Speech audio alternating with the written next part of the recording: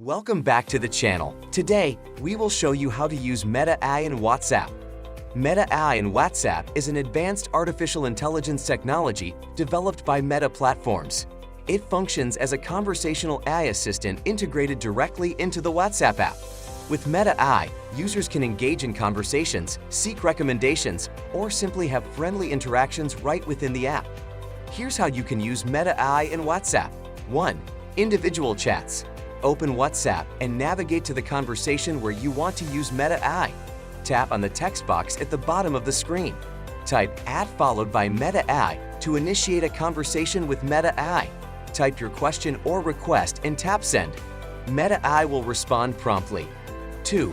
Generating AI images. Type a text prompt describing the image you want to generate. For example, generate a 3D AI image of a boy playing football.